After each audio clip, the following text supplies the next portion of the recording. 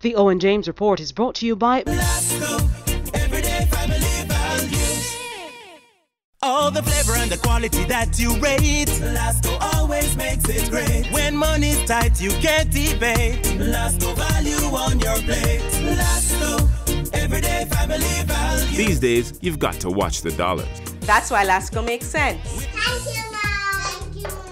Lasco quality complete. Taste and value can't be beat. Lasco helps us make ends meet. Lasco, everyday family values. Good evening. This is the Owen James Report. Private and public sector bodies have formed a monitoring committee regarding Jamaica's vital energy sector and in particular the bidding process for the proposed 360 megawatt electricity generation facility. The co-chairman on the government side is Dr. Carlton Davis from the Office of the Prime Minister, and from the private sector's side it's well-known businessman Peter Melhedo. The union's representative is Lloyd Goodley from the Jamaica Confederation of Trade Unions.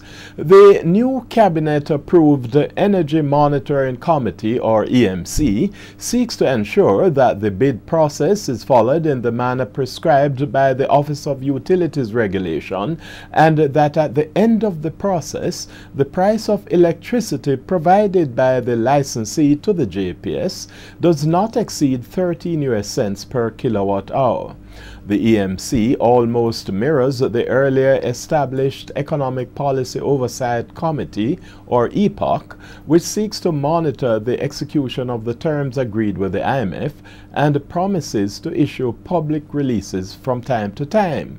Now, in this regard, the EMC's statement issued today made no mention of regular media briefings, and the OJR is sure that the omission of this desired level of transparency is an oversight by the new Energy Monitoring Committee.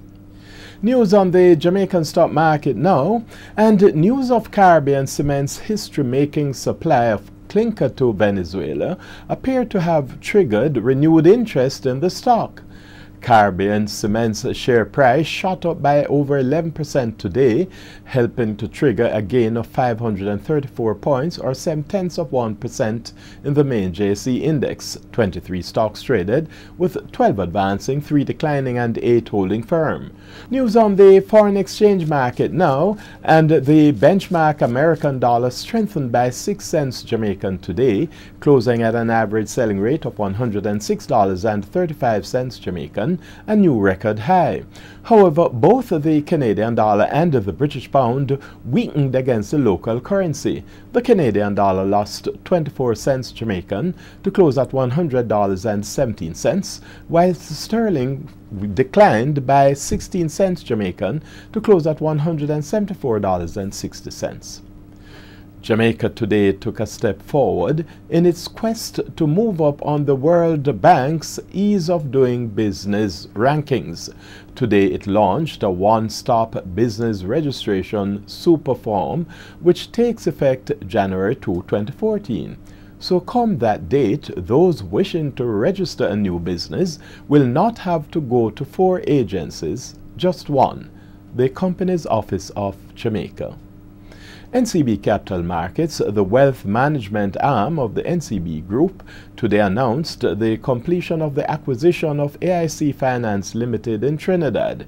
CEO of NCB Capital Markets, Stephen Gooden, describes the acquisition of the 20-year-old financial company as part of the thrust to expand to regional markets and grow the business through mergers and acquisitions.